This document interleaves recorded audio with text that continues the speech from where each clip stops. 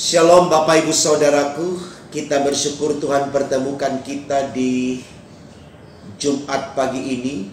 Tentu itu adalah anugerah dan berkat dari Allah buat saudara dan saya. Maka mari kita yang mengalami kasih karunia Tuhan, kembali kita bawa kesediaan kita untuk menerima firman-Nya lewat perenungan di pagi hari ini. Mari kita awali dengan doa saudaraku, kita berdoa. Tuhan Yesus, terima kasih karena Engkau terus ada bagi kami.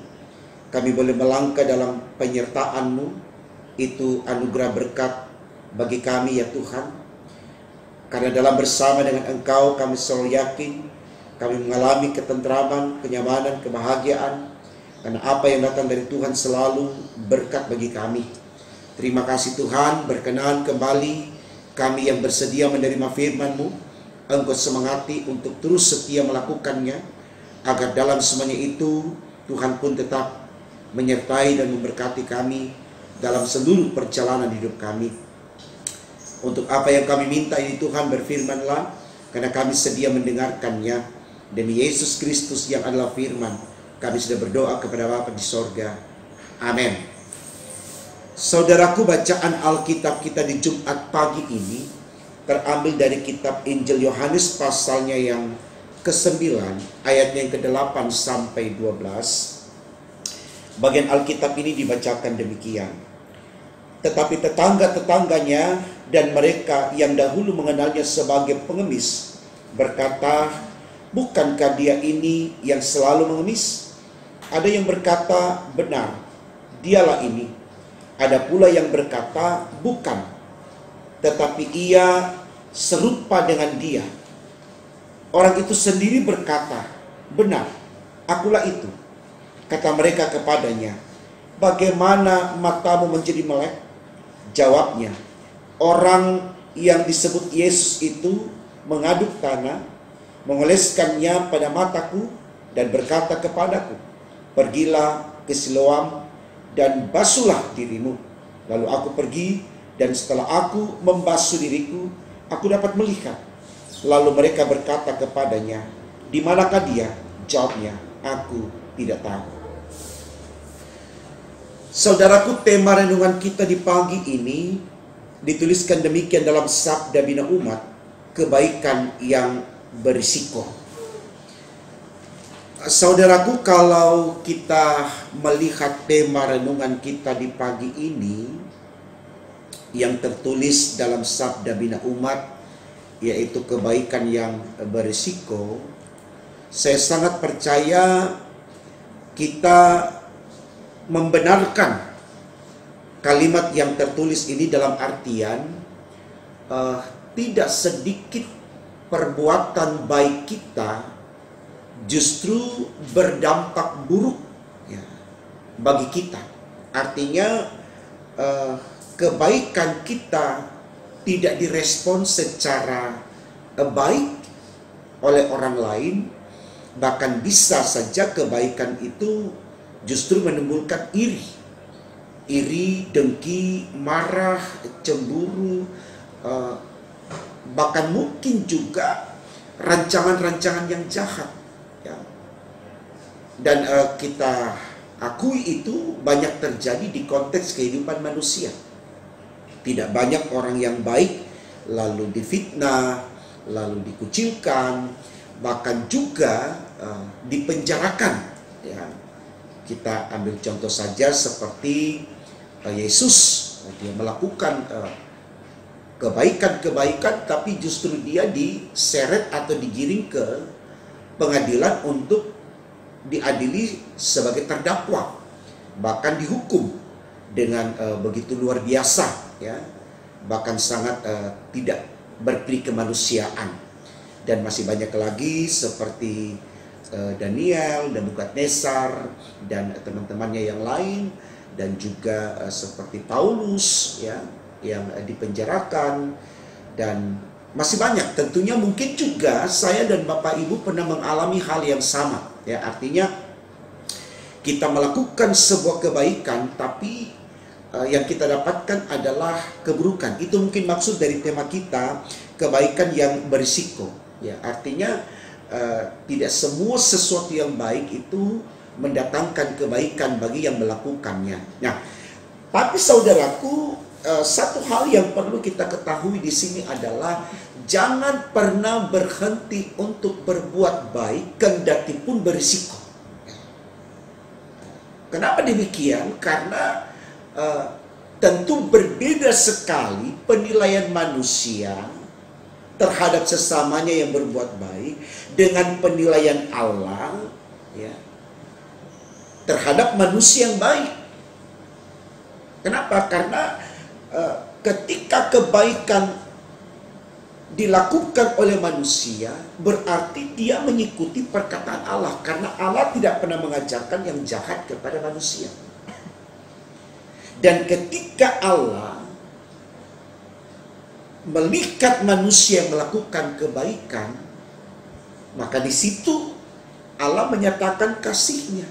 Saya pikir kasih Allah ini lebih penting dari sekedar sebuah penilaian orang yang iri, sirik, dengki, marah, cemburu kepada kita yang melakukan kebaikan. Karena kenapa? Karena pada akhirnya Allah yang menentukan hidup kita, bukan penilaian orang. Nah, ini yang dilakukan oleh Paulus, mau dipenjara dia tidak peduli, ya. Ini yang dilakukan oleh Yesus, ya. Dia mau difitnah, dikucilkan, bahkan dihukum, dia tidak peduli. Karena baginya dia menyenangkan hati Tuhan, bukan menyenangkan manusia yang iri, sirik, dan dengki itu. Jadi, saudaraku, jangan pernah berhenti untuk berbuat baik hanya karena tema kita berkata kebaikan itu berisiko loh. Jangan kita mundur. Lakukan terus. Ya. Nah, ini yang mau dikatakan oleh orang yang buta, ya, kepada orang-orang Farisi yang iri atau sirik kepada perbuatan Yesus yang membuat orang buta dari lahir ini bisa melihat, ya. Dia orang buta ini mencoba untuk mengkondisikan orang-orang Farisi yang iri tadi ini untuk mengerti, sadar bahwa tuduhan kalian itu salah. Karena mereka mengklaim Yesus itu orang berdosa.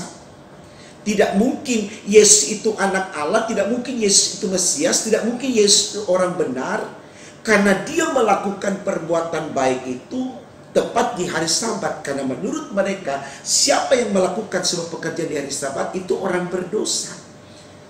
Dia lupa kalau Yesus datang membaharui hukum Taurat, ya, menggenapi, menyempurnakan hukum Taurat, supaya ada kebebasan dari manusia siapapun untuk melakukan hal-hal yang diinginkan Allah tentunya, walaupun mungkin bertentangan dengan adat istiadat. Artinya adat istiadat itu atau kebiasaan atau kebudayaan itu tidak mempengaruhi atau tidak menentukan iman kita. Tapi firman dari Allah atau perkataan Allah itu yang menentukan hidup kita. Jadi kita tidak harus berkiblat kepada adat istiadat atau kebiasaan atau tradisi.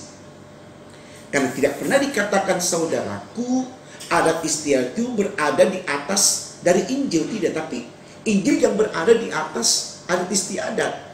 Karena Injil ini adalah kekuatan Allah. Roma pasal 1 ayat yang ke-16. Ya, dikatakan di situ Injil ini ada kekuatan Allah. Ya, jadi Injil yang harus membaharui kebudayaan atau kebiasaan, bukan kebiasaan yang membaharui Injil. Ini catatan baik untuk kita supaya kita tidak terjebak dengan perkataan orang-orang Farisi dalam bacaan kita yang fokus untuk memperhatikan adat istiadat atau kebiasaan dengan mengabaikan keinginan Allah untuk melakukan kebaikan kendati pun di hari Sabat. Ya. Nah, di sini kita bisa lihat, saudaraku, bagaimana orang buta, ya, yang juga mereka tuduh sebagai orang berdosa, ya, tapi dia lebih memahami peran Allah, kehendak Allah, dibanding mereka orang Farisi yang sok suci ini, yang merasa lebih tahu tentang firman Allah. Hanya karena pernah diajarkan kepada Musa untuk tidak melakukan apapun di hari Sabat. Dia lupa kalau Yesus ini datang sebagai anak Allah, juru selamat, sebagai Mesias, bukan Musa. Bukan berarti kita mengabaikan perkataan Musa, tidak.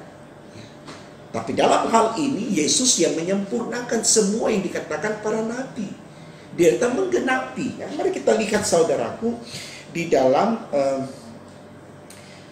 ayatnya yang ke-30, ayatnya ke-30. Orang buta itu menjawab begini. Jawab orang itu kepada mereka, aneh juga bahwa kamu tidak tahu dari mana ia datang, sedangkan ia telah memelekkan mataku. Kita tahu bahwa Allah tidak mendengarkan orang-orang berdosa, melainkan orang-orang yang saleh dan yang melakukan kehendaknya. Dari dahulu sampai sekarang tidak pernah terdengar bahwa ada orang yang memelekkan mata orang yang lahir dari buta. Ya. Jadi saudaraku, mau dikatakan di sini, kalau kalian bilang Yesus itu orang berdosa, orang yang tidak taat kepada firman atau tidak menyembah Allah, bagaimana mungkin Allah memberikan kuasa kepadanya untuk melakukan perbuatan yang belum pernah terjadi? Dari zaman Adam sampai hari ini, orang bisa memelekkan mata orang yang buta dari lahir. Tapi Tuhan selalu berkenan untuk perbuatan baik yang dilakukan orang sepanjang dia melakukannya dalam kesalehannya. Ini yang mau dikatakan. Jadi Tuhan berkenan, Yesus bisa menyembuhkan dia, orang buta ini, karena Yesus orang yang saleh, Yesus orang yang benar. Itu yang mau dikatakan kepada orang-orang Farisi dari yang buta itu tadi. Makanya ayat 33 dia katakan begini. Ayatnya yang ke-33. Jikalau orang itu tidak datang dari Allah, ia tidak dapat berbuat apa-apa. Ya. Jikalau Yesus tidak datang dari Allah, dia tidak bisa melakukan apapun. Ya. Tapi karena dia datang dari Allah, maka kuasa Allah ada padanya. Jawab orang Farisi begini, engkau ini lahir sama sekali dalam dosa, dan engkau hendak mengajar kami. Mereka membantahnya, mereka mencari lagi pembenaran, mengkondisikan kepada orang buta ini yang membenarkan Yesus, ya, mengklaim, sudahlah kau sok benar, kau sok suci, ya, kau sendiri orang berdosa, ya. Jadi ada terus pembelaan dari orang-orang Farisi untuk membenarkan tindakannya. Tapi mari kita lihat saudaraku, betul apa yang dikatakan oleh orang buta ini. Sepanjang dia orang saleh, sepanjang dia orang benar, perbuatan baiknya itu tidak akan pernah terhapus, akan selalu menjadi sesuatu yang memberkati orang banyak. Tapi kejahatan orang Farisi, di balik kemunafikannya, ya, yang sok suci dan seterusnya, yang cuma tahu bisa melihat kesalahan orang tapi tidak pernah mengintrospeksi diri, tidak pernah bercermin pada diri apakah dia sudah benar atau tidak. Tidak ada satu perbuatan mereka yang menjadi teladan. Tidak ada. Karena apa yang mereka ajarkan, apa yang mereka sampaikan, sesuatu yang bertentangan dengan kehendak Tuhan. Saya pikir ini baik saudaraku. Jadi sekali lagi, tema ini kita jadikan sarana koreksi saja untuk kita, bahwa walaupun kebaikan itu berisiko, kita tidak takut. Karena orang yang berbuat baik upahnya surga. Kalaupun kita harus mengalami, ya, kehidupan terhenti, katakan mati karena kita berbuat baik, kenapa tidak? Upahnya adalah surga. Jangan pernah takut saudara, jangan pernah takut, jangan pernah takut. Seperti orang tua daripada si buta tadi, ya, karena takut sama orang Farisi, dia tidak berani ambil resiko. Dia serahkan itu kepada si buta yang mengalami pertolongan atau kesembuhan dari Yesus. Jangan kita menghindarkan diri, jangan kita cari zona nyaman. Jangan, ya. Tidak akan pernah nyaman hidup kita di dunia ini, karena dunia ini fana. Berulang-ulang dalam khotbah dikatakan dunia ini fana. Tidak akan pernah ada tempat yang benar-benar nyaman. Jadi jangan bersembunyi di situ seakan-akan kita sudah terlindung. Mau sembunyi atau tidak, mati juga.